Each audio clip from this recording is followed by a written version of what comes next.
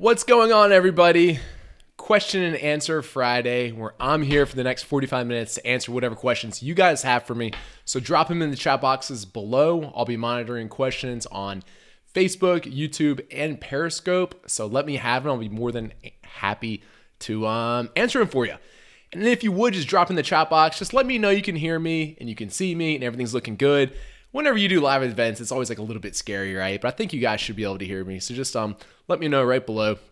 While we wait, there's already, man, you guys are fast. There's already some questions in here. But while we wait for the questions to pour in, I'm going to let you guys know about a really cool case study that we're running right now. It's called the $1 Million Case Study.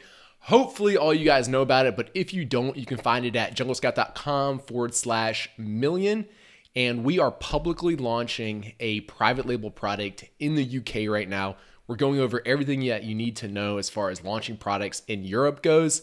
And it's a really valuable case study. We're starting, growing, scaling a physical products business up to $1 million in revenue, and we're donating all the profits to charity. Our goal is to build 5 schools through Pencils of Promise, which is a charity. And it's really cool. It's a really exciting thing to be a part of.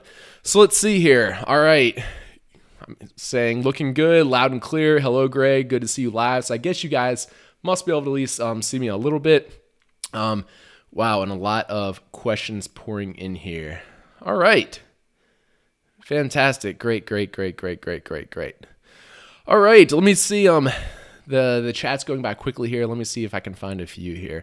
If my product gets to Amazon, does it have to go live, or can I take a few more days to create my listing? Good question.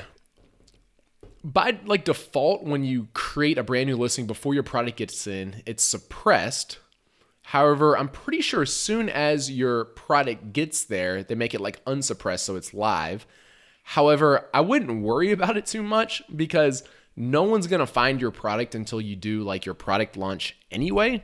So, if someone finds a bad listing, ends up buying anyway, who cares, right? So I don't think there's a way to deactivate your listings. I've never done that before, but I wouldn't be worried about anyone finding your product until you kind of go through a launch anyway. Let's see. Just started a week ago with retail arbitrage. This is from Justin. Do you offer any training or starting out, as it seems most of what you do is private labeling?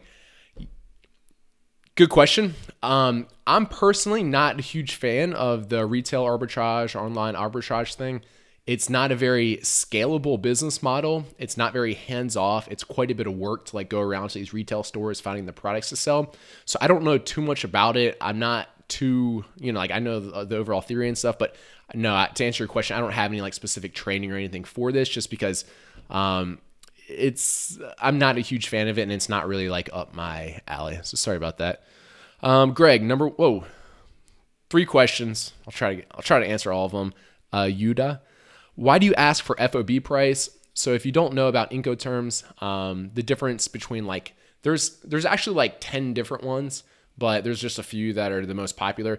The 2 most popular are EXW, Xworks, or FOB, free on board. The difference between there is if you purchase product with Xworks terms, so EXW, what that means is the factory is only responsible for creating your product and either having someone pick it up from their factory or to have someone pick it up from their factory, because that would be a courier or someone would come to their factory and pick it up. If you ask for FOB price, what that means is it's up to them to get the product to the port and onto the ship, okay? So that costs a little bit more to them because they have to put it on a truck, get it to the port, load it in the container onto the ship or whatever. And then, if we get more technical, they're liable and responsible for the product during those times. For example, if the truck were to crash and the product were to burn or whatever, they'd be responsible for replacing it. With EXW, they're no longer responsible for it as soon as it leaves the factory, and they don't help. So generally use FOB terms if you're shipping ocean freight, and you use EXW terms if you're having someone, if you're shipping let's say DHL, air courier, who's picking it up from the factory. Those are the 2 of the most common ones, but if you Google Incoterms, you can learn about the other 10 less than common ones. All right, lots of questions. DDP, I'm not familiar with. I've actually never done it. I think that stands for like duties. I don't know exactly what it stands for, but essentially I think you like pay the, I don't know, actually no. You'd have to Google it. I've never used that in all my life with all the FBA stuff I've done, so I don't know exactly know what it's for. Sales tax is the same as VAT, right? Oh, a big one. No. Again, like I'm not a tax expert. I can give you like the basic rundown. VAT tax, as any like Europeans watching this are very familiar with. It's already included in the price. So, like I buy this water bottle, it costs me 20 euros. There's probably like 20% of VAT included in that. So, we'll say $4 of that is VAT, and that's kind of like included in the price. Sales tax in the States gets tacked on top of it. So if I sell this for $20 and the sales tax is 5%, then that'd be like $21, I guess.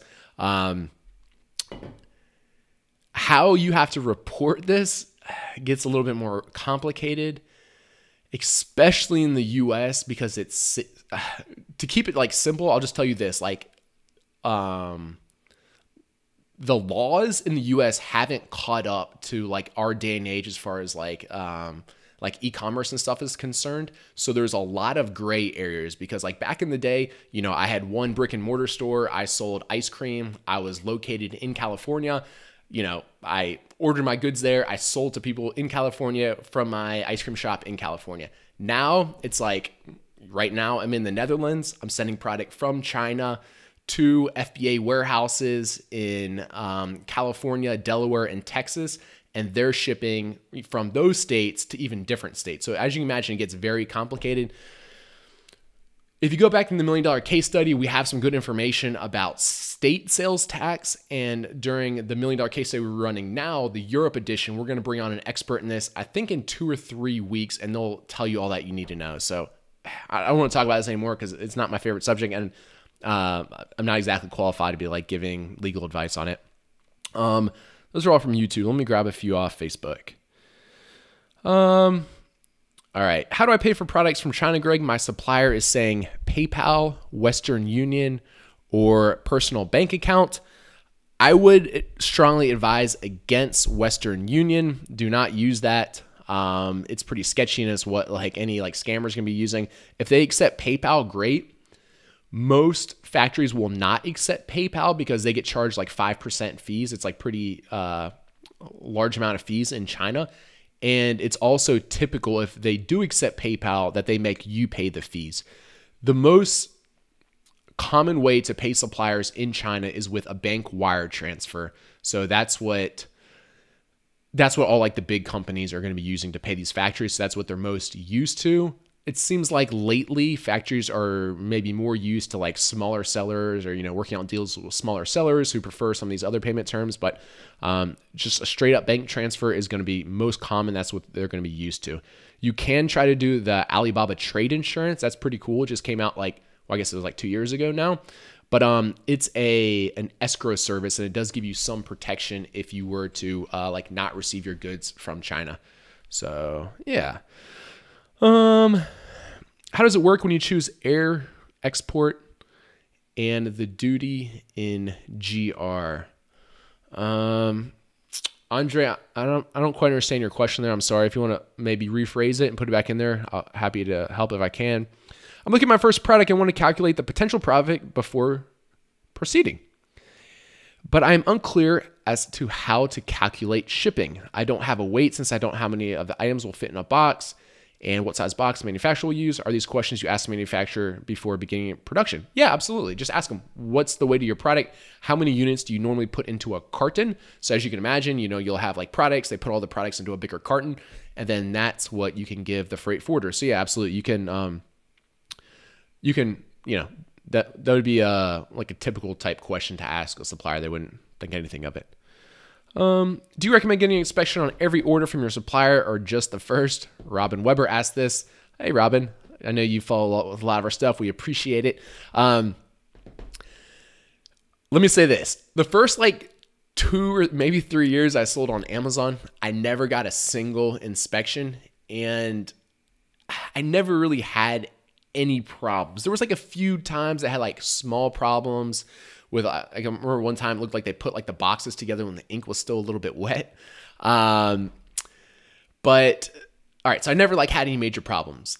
But at the same time, there's a lot of horror stories out there, and it's hard to know whether these horror stories are like, everyone like wants to talk about the bad things, right? Like the one person who's gotten scammed or whatever, like they make a huge fuss, and so like everyone hears about it, and everyone thinks that like everyone in China is a scammer or whatever. So I say that, okay, so I started with like the first 2 years, I never got anything inspected. Now I do inspect every order. So maybe like now that I'm getting older or something, I'm like less risk averse. I'm like more scared that something's going to go wrong. So I inspect every order. If you had to ask my recommendation, I would say if the order is less than like $2,000 or $3,000, I'd probably just risk it, because an inspection costs like $200. That's going to add like 10% to your product cost. Once you get over that, that's when it's, like me personally, I'm like, okay, like I'd probably prefer to inspect this. If you then, like if we take that one step further, you're most likely to have problems with an inspection or a factory on the first order, just because that's just how it works. On subsequent orders, if you don't change anything, you're less likely to have problems with it. So that'd be a time that would be, like maybe like we could say like less required to make inspections, but that's just up to you, and like your aversion to risk is what that comes down to. All right, let me do one more from Facebook. I'm gonna switch back over to YouTube. Selling a supplement. When I go to send replenish inventory, I get the following message: product undergoes dangerous goods hazmat review. I've heard of this before. I've never had any of my particular products get a hazmat review. I've also never sold supplements. I think this also happens to some other people who sell like products that need a material safety data sheet, MSDS. So I'm sorry, Rafik. Unfortunately, I can't help you with that. I bet if you post in our Facebook group, I'm sure there's probably some people that particular thing has happened to before. So not me. I'm sorry. All right. Let me switch over to YouTube, grab a few of these questions.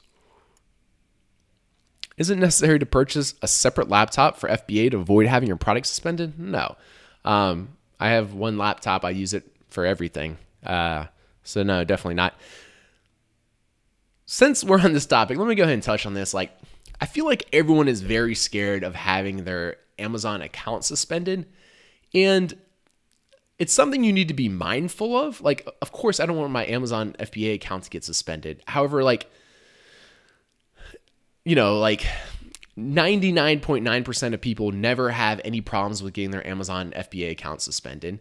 The 0.1% of people who actually do, I'd probably say like 99% of them were actually doing something wrong, like paying for reviews or like doing like other shady tactics, right? Like if you do everything like legitimate on Amazon, you follow the rules, you have one account, you're not paying for reviews, all this kind of stuff, you don't really have anything to worry about. For the like super rare case, again, this is just like the like inspection thing. For that like super rare case of your account does get suspended even though you were following the rules and it doesn't deserve to be so. I've never heard of anyone not getting their account reinstated for that. So like I think the whole like account suspension thing is like a worry that I don't really know. So many people have it for what I think's not a good reason. I mean, it's like as long as you play by the rules, I'm pretty darn sure your account's not going to get suspended. And for some reason, if it does, if you're legitimately like a good person following the rules, then you'll be able to get it unsuspended fairly easily. I mean, it's going to be like a hassle to you, but it's not that big of a deal. What do you think about selling wigs? I need a wig. I was looking in the mirror a few weeks ago and I started getting the convertible top of my head. Good. The camera went out of focus, thankfully. But so I don't know anything about selling wigs, but if you start selling them, contact me and I might be your first customer. Whoa, a lot of questions now. Dang, I jumped to the bottom. I forgot where I was at. All right. Recommendations for number of sellers, a min and a max. I I normally don't worry about how many other sellers are selling a particular product. I would prefer less, but it's not a great gauge of the level of competition. I think the best gauge of the level of competition is the number of reviews. So that would be like kind of like the main thing I look at when gauging competition, not necessarily how many other sellers there are. Jonathan, do you believe in retail arbitrage? I talked on this a little bit earlier, but personally, I'm not a fan of it. JT says, Jocko, get the Chrome extension. And I don't know who Jocko is or what he asked, but JT, I agree. I think you should get the Chrome extension. Look and sound great. Thank you for doing this. Thanks, Jennifer. London shout out. Greg, I'm from Belgium. Do you recommend the US, German, or UK market for me? Ozcon asked this. Ozcon, if it's easier for you to sell in the UK or German market, then I would go for it. If it doesn't seem more daunting to you, or if it doesn't seem more difficult to you to sell in the US market, I think it's probably still the best. That's probably what I would do. But at the end of the day, the most important thing is getting started. We ran this survey at the beginning of the year. We surveyed 2,500 sellers. It was really cool because we asked them a whole bunch of stuff like revenue, what markets they sold in, where they live, et cetera, et cetera, et cetera. And one of the biggest takeaway that we took away from that is the most important thing is just getting started. It's like after everyone got started, if we look at the whole survey group as a whole, the 2,500 group as a whole, in general, they did very well. So the most important thing is just getting started. I don't believe my question was answered before about needing manufacturer's insurance to sell on Amazon. Can you please clarify? I don't have manufacturer's insurance for any of my products. I think I've heard rumors about Amazon asking for proof of this, maybe for certain products or certain categories, but I've never personally had that happen to me. So, yeah, I don't, maybe if you could clarify a little bit or give me some more information, I could try to help. But for all the products I've on Amazon, I don't have insurance for any of those. It's kind of one of those things, again, it's what's your risk tolerance? Maybe how risky are the particular products that you're selling? If you're selling knives or flammable stuff or whatever, things that people are likely to get sued, I'd probably be, looking at liability insurance once I got to a certain size. That's something else you have to think about, right? If you incorporate into an LLC, again, take this with a grain of salt because I'm not a lawyer, but if you incorporate into an LLC, then sell something from that LLC, by all I'm sure some exemption or whatever, all general cases, that LLC protects your personal assets. So if I started an LLC, I'm now selling bamboo sticks. One of my customers trips and the bamboo stick pokes their eye out and they try to sue me. They should only be able to go after whatever assets I have in that particular LLC. So in that case, it's bamboo sticks and hooded baby towels. So then they would be able to go after those particular assets. So to me, it seems like a really rare scenario where someone would sue me over a hooded baby towel or bamboo sticks. I don't have any other assets in that particular LLC. So even if they did sue that, then Jungle Sticks and Jungle Snugs would go out of business. I would say, sorry, I don't really have anything, else to give you. And life would go on. It wouldn't be that big of a deal. But once you start getting bigger, if you're now selling $1 million a year or whatever, wherever your risk tolerance is at, those are the things you have to start thinking about. But as a small seller, I'm pretty sure 99.9% of small sellers don't have liability insurance for their products or any other types of manufacturer's insurance. How do I get out of paralysis by analysis mode? That's a good question. And I know this happens to a lot of people, especially a lot of Jungle Scout users, right? Because it gives you tons and tons of data. So I think it's really hard for people to say, how do I choose which one of these products is the best now? I found 10 good products. How do I know which one's the best? I've never launched a product before. Is it good enough? Is it going to succeed? And at the end of the day, at some point, you just have to choose whatever you think is the best one. Minimize your risk by making database decisions off this. And then start with a smaller order and learn as you go, okay? What I always say to people, worst case scenario is probably going to be you liquidate your inventory and you make back your money you spent on it, you break even on the product, and then the next one you can go on and crush it because you learned so much about what went well with that one or what didn't go well with that one, and it'll be like the best learning experience you ever had. So, at some point, Vonday, I'm sorry I don't have like probably better advice for you than that, but that's what I would do. Greg, do you think sleeping bags is a good product? Well, Boris, Kim chose that product for our $1 million case study UK edition, and I give it my thumbs up, even though it was her choice. So yeah, I think it's a good product, and I think it's going to do well when we launch it in Europe.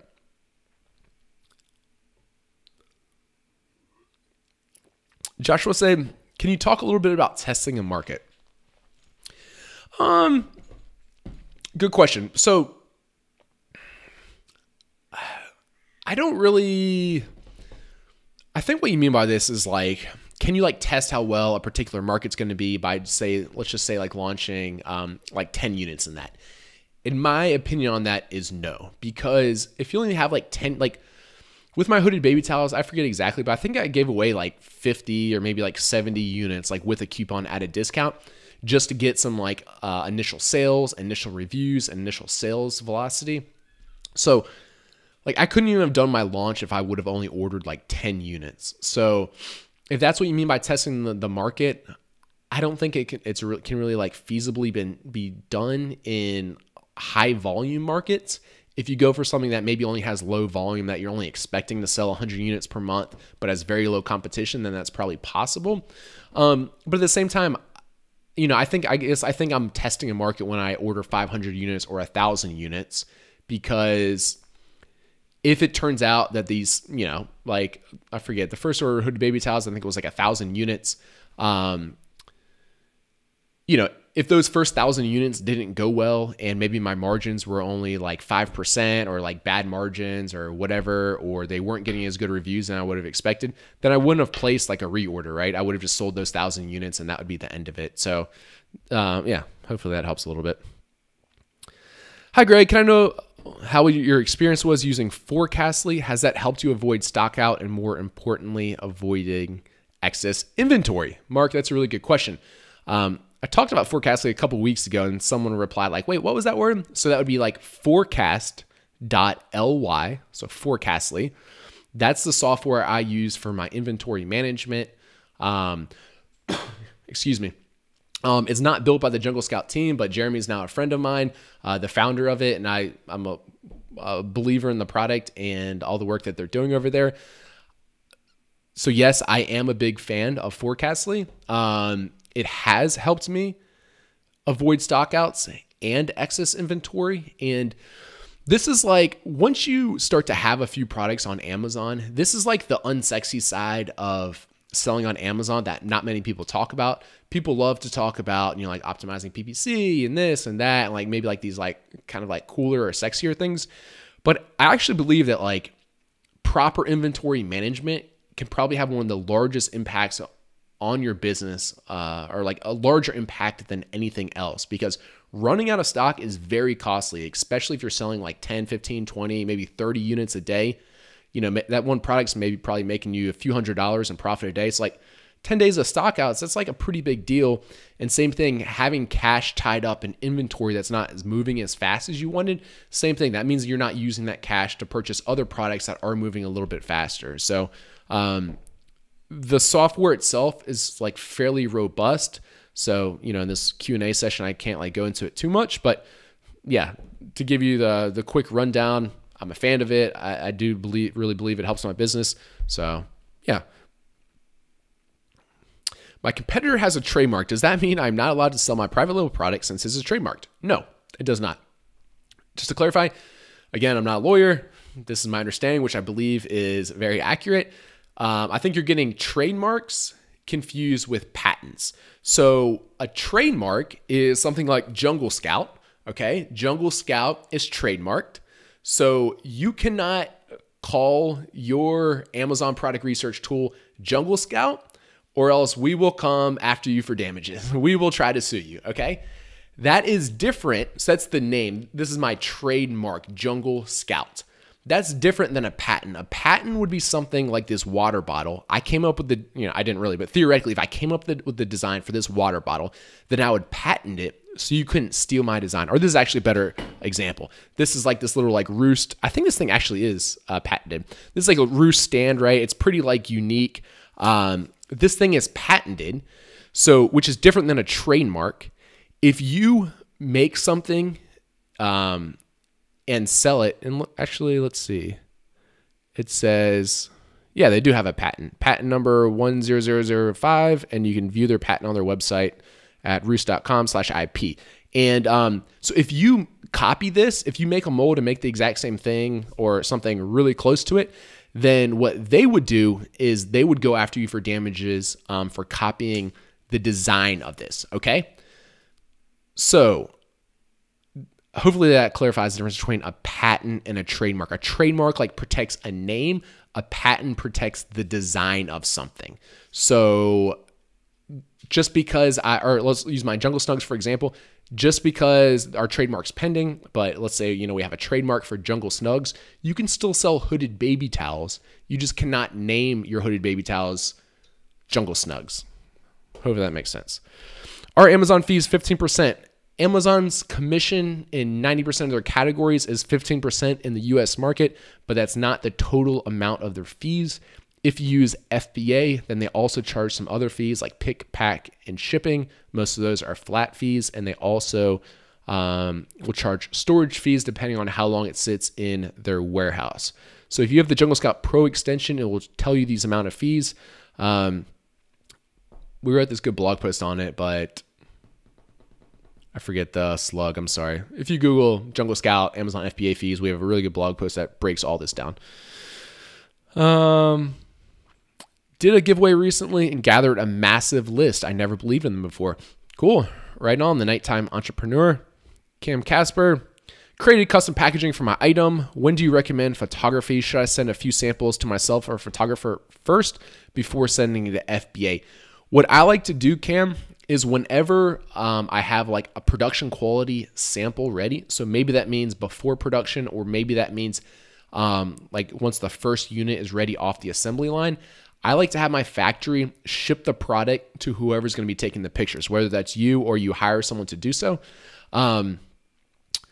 That way they can be taking the pictures while they finish up the production and ship it into the Amazon FBA warehouses. So hopefully that makes sense.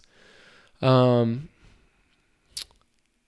going abroad for 2 months, but was also going to get started on my first product before I left. I'm leaving in late September. Should I get started on FBA if I'm in the process of receiving samples? I'm going abroad for 2 months. I don't know exactly. I don't know. My camera keeps going in and out of focus. I don't exactly understand your timeline, but my answer to this would be definitely just get started. You can have samples mailed to you wherever you're at. A few people who watch a lot of this stuff might know this, but my wife and I, we travel around 12 months a year. I literally have no home anywhere, so I'm constantly traveling. I'm in the Netherlands right now. And yeah, I like from time to time I'll have stuff like mailed to me. I mean, usually it's my team, but it doesn't matter. I could get it mailed to me anywhere. It's like coming from China anyway, so what does it matter? When printing your FNC, oh man, I've been reading all these on YouTube. Let me get some more Facebook ones. All right. Production is underway for my first product. Best case, my inventory should hit Amazon warehouses in early October. Nice job, Will. That's also good timing for Q4. I'm concerned about getting hosed by a lockout of new seller FBA inventory, as I hear happened last year on October 10th.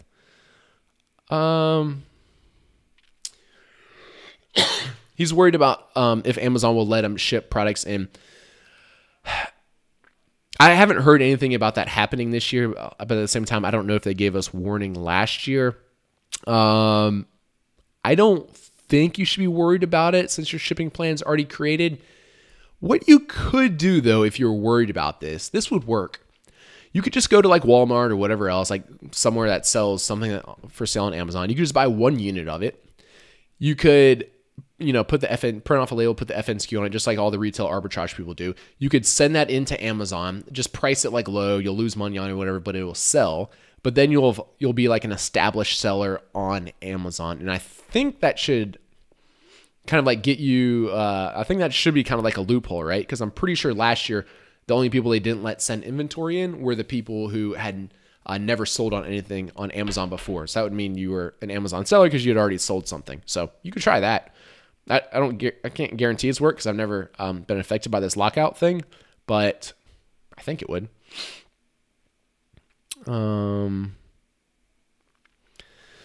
Is it worth launching a product in Q4? Absolutely. It's the best time to sell stuff on Amazon. You'll definitely stock out and struggle to replenish. Yeah, it seems like a lot of you guys worry too much. Like, what happens if I sell something but then I run out of stock? Well, then you had a really good problem because you sold all your inventory and you probably made a bunch of money on it. So the best time to start is now and not to worry about whether these products are going to sell too well through Q4 or anything else. So yeah, I would just get started now. If you run out of stock, just, you'll get back in stock when you can order more products again. How do I avoid being suspended or being banned? This is from Leisha. You avoid being suspended or banned by following Amazon's terms of service, and they're not very difficult. There's not even like a ton of things you can do to break the rules. I mean, like paying for reviews or something like that, that's definitely against the rules. That could probably get you suspended. Other things, trying to deceive or lie to Amazon, that kind of stuff can get you suspended. I mean, they have like a huge set of terms of service, but it's like, I don't think most people read those. But yeah, you just avoid being suspended or being banned by following the rules. Like I said, 99.99% of Amazon sellers never get suspended or banned in their lives. Like out of all the people I know selling on Amazon, I don't think I know one single person who's gotten suspended. I think the only reason people think it's such this big deal is because whenever someone does, they're the very loud person posting about it all over the internet, figuring out like how to fix it. So then I think people are under the impression like a lot of people are getting suspended and banned and stuff. Toby said, "Hey, what's up?" Hey, Toby. If I have multiple similar products, is it better to run PPC for each one individually or select multiple products under one ad campaign? Example, I sell fishing lures, better run ad campaign for each individual lures or select all my lures under one campaign? Good question. And the only way you know for sure is to test this both ways. But if you run them individually, you can actually take up multiple sponsored ad spots for different child products. So you can take up more real estate and hopefully get seen more. But of course, you're still going to be charged per click.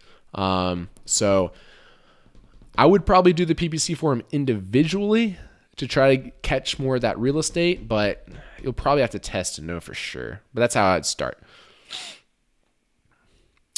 How do I know a PayPal account is to pay the company and not a private individual? I'm nervous about using PayPal to pay for my 500 pieces order, Greg. Your hair looks cool, by the way. My hair. Oh, are you talking about my bald spot, Lee? How do I know? I mean, I guess you can look for, I think when you enter an email address into PayPal, I think it gives you the person, like the name associated with it. I guess you can look to see whether that's the company name or an individual person's name. Yeah, I don't know. I wouldn't be too worried about it if you haven't seen any other red flags. Like, for example, did you pay this PayPal account to get your sample? And if so, did it come? If so, that's a good sign. Are they like a legitimate factory? Do they seem legitimate on Alibaba and everything else? Have you experienced any other red flags that would make you to believe this is like someone's private PayPal account? Again, like getting scammed by Chinese factories is just like getting suspended on Amazon. This is never going to happen to 99.99% of you guys. It's good to be mindful and aware of these things to make sure that that statistic, stays true and it doesn't happen to you guys. But if everything else seems legitimate about it, I wouldn't have any reason not to know for sure about that. But Yeah, like when I think about it though, with PayPal, I don't know if there's a way to know for sure, because you could probably change the name in your PayPal account. Like with a bank account, I'm thinking like, they have to give you the name associated with that particular bank account. So that would be very easy to see like, oh, this is the name for that company. Whereas the PayPal, I don't know if you can do that, but yeah, hopefully that helps a little bit.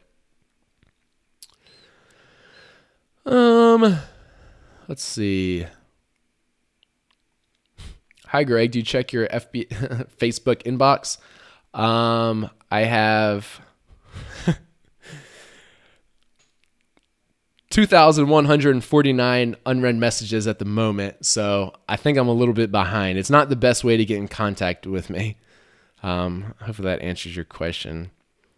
Do you arrange your own shipping or let them do it for you? You don't need to arrange your own shipping.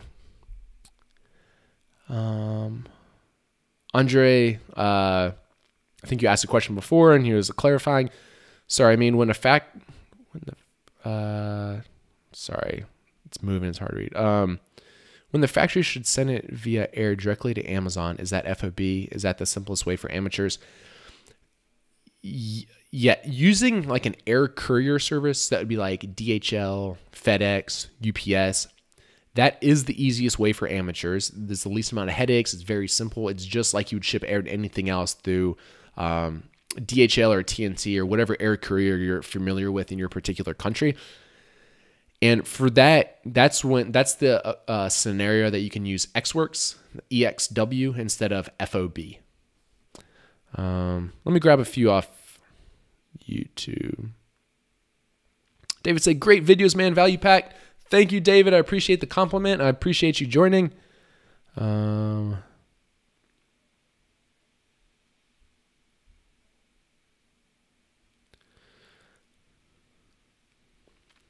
kind of an interesting question. Hey, Greg, do you recommend to buy an Amazon FBA business from Empire Flippers if you can, or just start your own business? Apologize for the coughing. This is a cool question I'm going to talk about real quick. So why would anyone want to buy a business when anyone can start their own business, right? So this is like a good question, a good kind of like thing to think about.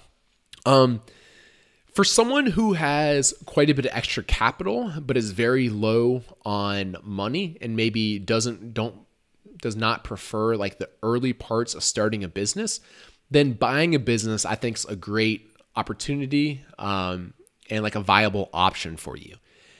If you're the type of person who maybe does have extra time or is really willing to, like hustle and stay up late and work the weekends or whatever, but you don't have much money to invest in, then starting your own business would probably like be the better option, right?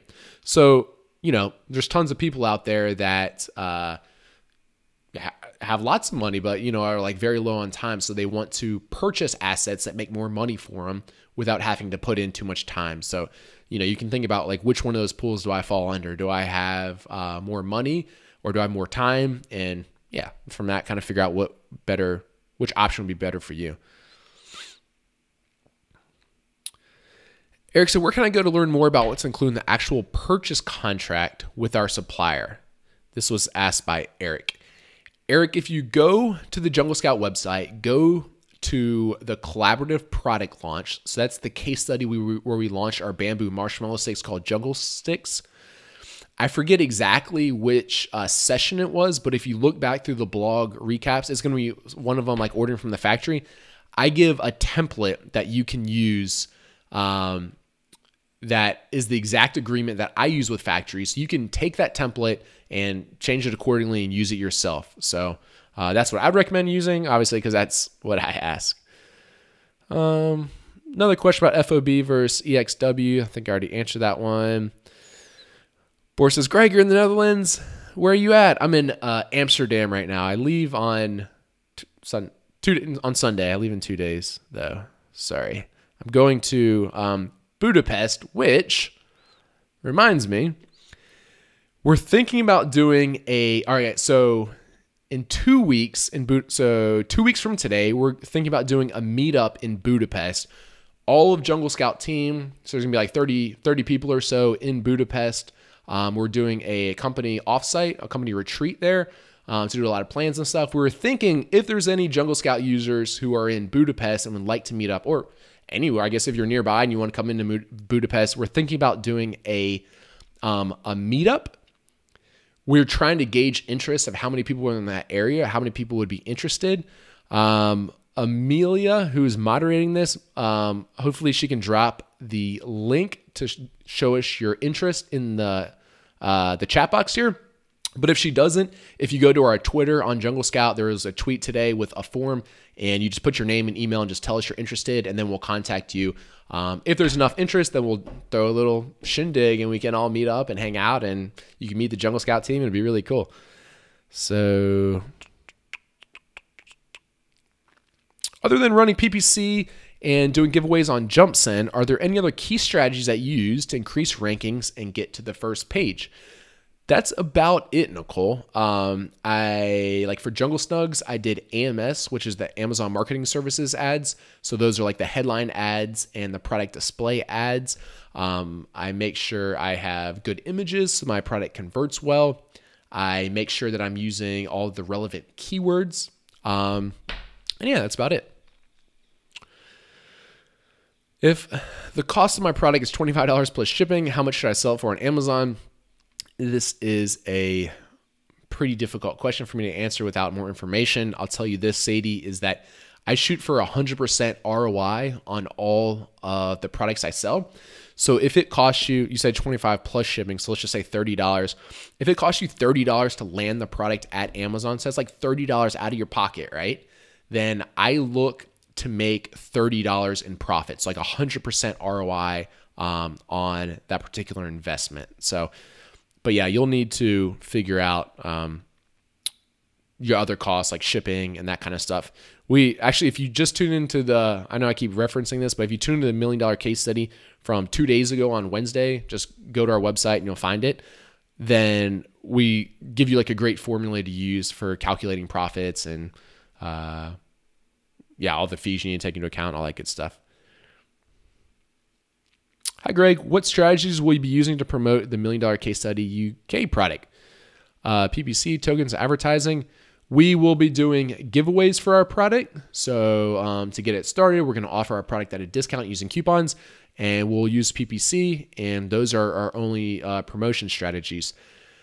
In the past, I've tested things like Facebook ads and AdWords and other things that people like to talk about. I've never found them to have a positive ROI, so we won't be using them. For example, like, yeah, I'm not going to go into too much more, but that's about it. If Amazon FBA handles all the customer service, how as a seller can we approve upon it? Good question. So Amazon actually doesn't handle all of the customer service. Your customers can still contact you to ask you questions. Certain things they may contact Amazon for, but they also can contact you. How you can improve upon it is you can be proactive on sending them things. So maybe you can send them assembly instructions or like an ebook or other things like that to proactively reach out to them. That would be how you could improve upon it. Hey, if you should compare selling on Amazon when you first start with Amazon and selling on nowadays, maybe you look small into the future. Student's life, I don't quite understand that question. If you're asking me to compare Amazon when I started to now or into the future, I mean, competition on Amazon is, of course, I mean, there's more sellers on Amazon. However, to me, it doesn't really seem like it's getting that much more competitive because the demand is growing up like crazy too, right? If you look at like how many buyers are growing on Amazon, it's like, yeah, there's a lot more sellers, but there's a lot more buyers too. So maybe that's what you're asking. All right. Let me see what I have here for other questions. All right, sweet. Amelia, thank you for dropping in that link in the chat box. Can you private label and do FBM, which is fulfilled by merchant? Yes, you can. I don't know why you would want to do FBM though. It's probably not going to be Prime eligible. That sounds like a lot of work, like going out to your garage and packing boxes and stuff. That's not something that I would want to do. So I would just use FBA. It's well worth the money. You'll make a lot more sales because all your stuff's Prime eligible. All right, we have one taker for Budapest. Right on, Amisha. How much did you guys spend on PPC and marketing to get ranked in the top 10? Good question. I don't know off the top of my head. During my launch, I'm actually willing to lose a little bit of money on PPC in order to rank better. We're past that phase now. Now we're to the phase where we are profitable and we want to become even more profitable. I mean, we always want to become more profitable, but even like now we're past launch phase and our product, our Jungle Snugs are profitable, but I'm still willing to spend up to break even point for my PPC. So I think we calculated that my break even ACOS, I think it was like 35 or 40% or something. So I'm willing to spend up to that 35 or 40% for my ACOS in order to just to continue to get sales, so I stay up there. After I'm more established, have more sales, have more reviews, I'll start to bring that down a little bit. But yeah, right now I'm willing to spend up to the break even on the PPC. Keep in mind, there's only PPC sales. My organic sales are very profitable. But just on the PPC sales, I'm still willing to break even to, get additional sales. Another question, how much did you guys spend on PPC and marketing to get Jungle Snugs ranked on the first page? I don't know off the top of my head. So, I mean, during the first, probably 4 weeks of the Jungle Snugs launch, we lost money. I don't know exactly how much, but since then, we've recouped that and became profitable. So, yeah, I don't really know. I can't remember off the top of my head. All I know is that it's doing well now, and that's kind of like part of it. If you ask me, you have to invest money in PPC and marketing to get these listings up off the ground. And then now if you search for hooded baby towels, we're probably ranked number 5 or something. So it's pretty good.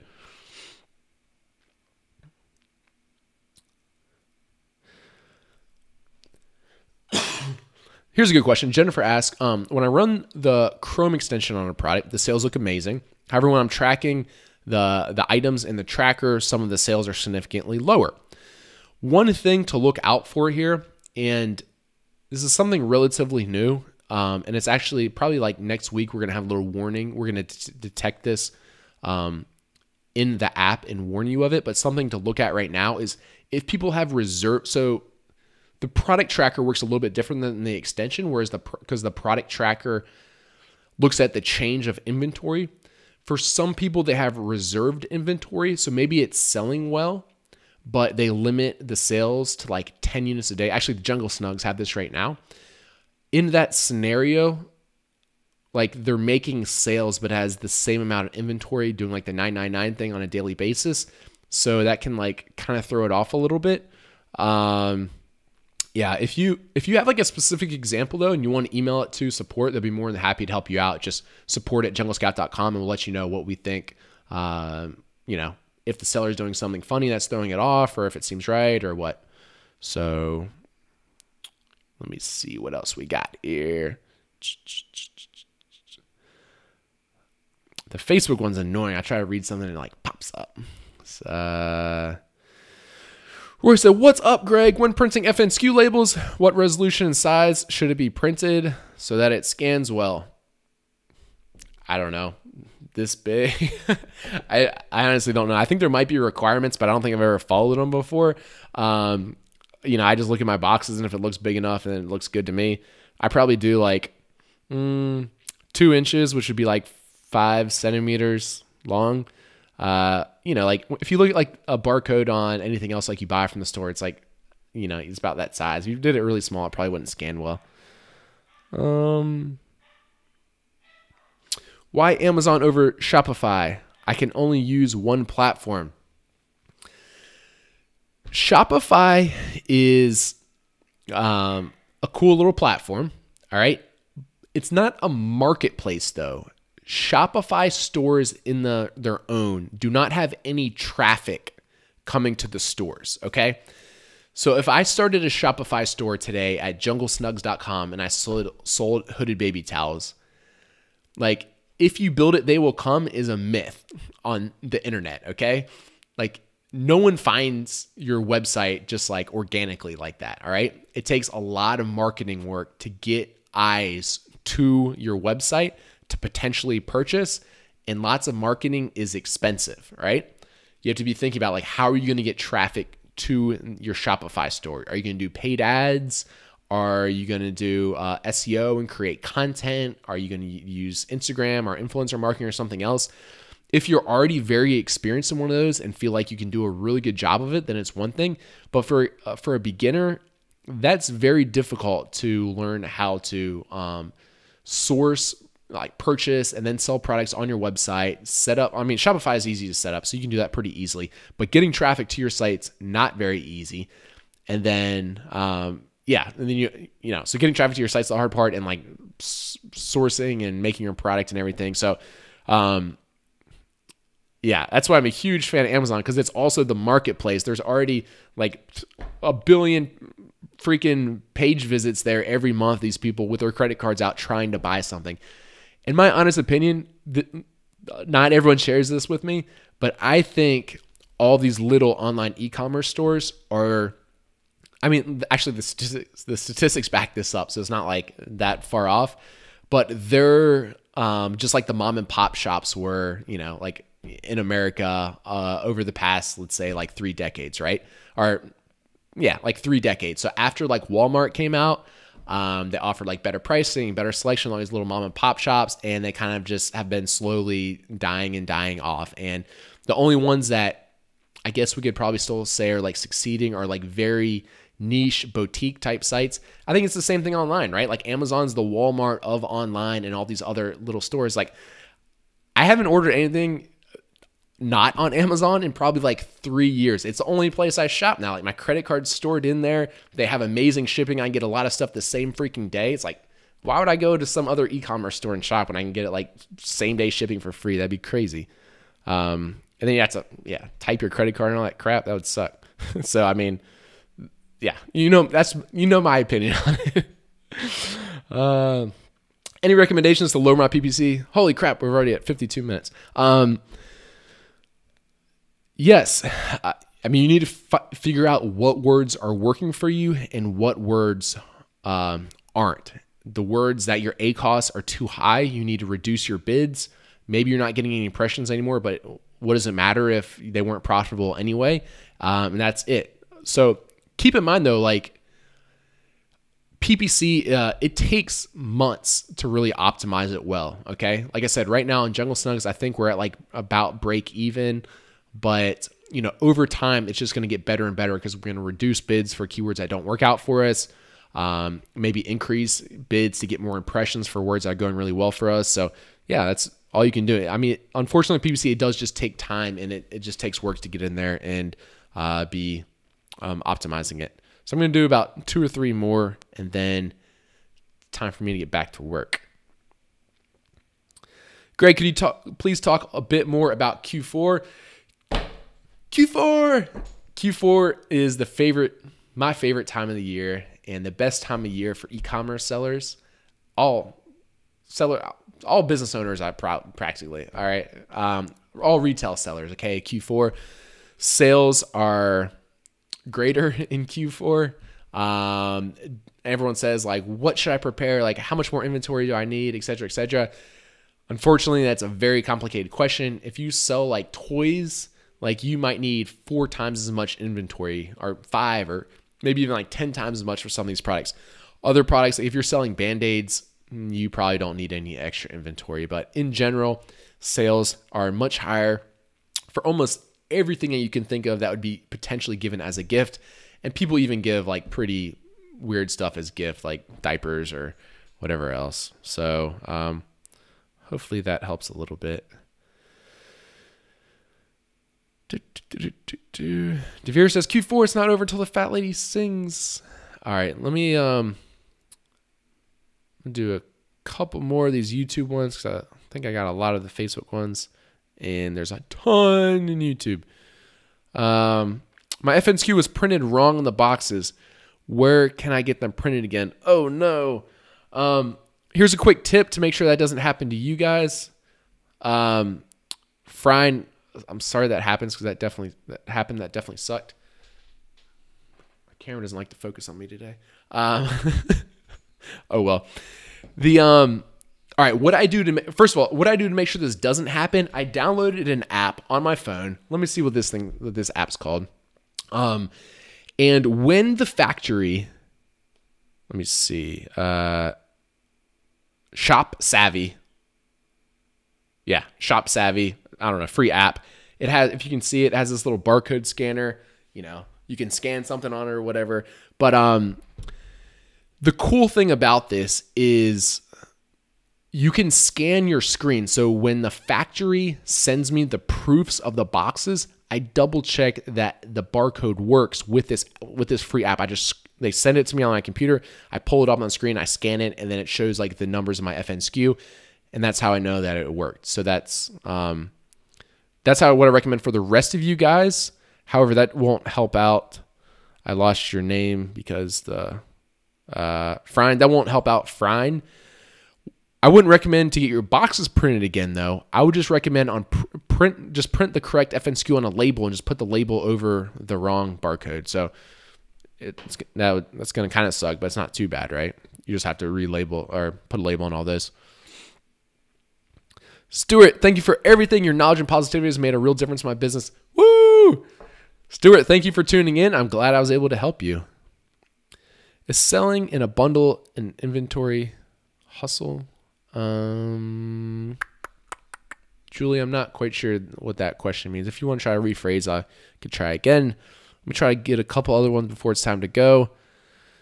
Do you suggest starting to sell more than one product when you start? Good question. Depends how much capital you have to invest. If you have quite a bit of capital and you can afford to purchase multiple products to get started, then feel free to do so. If you don't have the capital, then one product's perfectly fine too. You can reinvest those profits to scale up.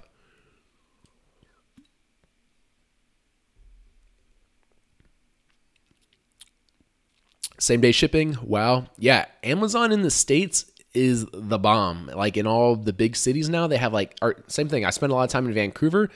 In Vancouver, if you order by like lunchtime, it usually arrives. Like we have an office now in Vancouver. We order everything at the office, even paper towels and everything off Amazon. Like you can place, we'll be like, crap, we're out of paper towels. We order them at like 11:30 in the morning and they get there at like 6 o'clock in the evening. It's crazy. It's like, no wonder Amazon's taking over the world. I mean, that's incredible.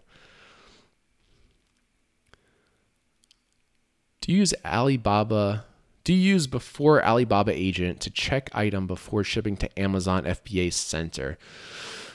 I don't know what you mean by Alibaba agent. I've never used one of those before, if that's a thing.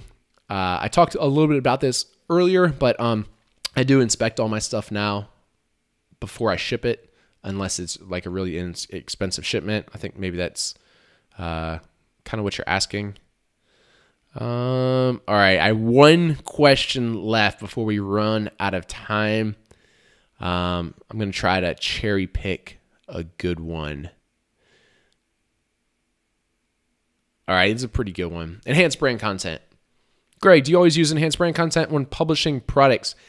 Whenever enhanced brand content is available to me, which unfortunately now that's only when you have brand registry, then I definitely use enhanced brand content. It's awesome. It makes your listings look a lot nicer. They convert better. I would definitely recommend doing that if it's available to you. Like I said, it's now only available, or I guess it was always only available to people who have brand registry on their products. So yeah. With that being said, guys, I know there's a lot of questions left, but I got to keep this at an hour because I still have, it's Friday night in Netherlands at 7 p.m. I still have a few more hours worth of work to do tonight, and my wife's going to be upset if I don't take her out to dinner. So I got to go. I got to get back to work. Thank you very much for tuning in. please subscribe to us on YouTube if you haven't already done so. If you're tuning in on Facebook or Periscope, hit those likes and little love buttons there for me. That's what gets me excited. That's what makes me want to come back on Friday evenings and do these for you. So thanks again for tuning in live, everyone, and I will see you next week. And don't forget to subscribe.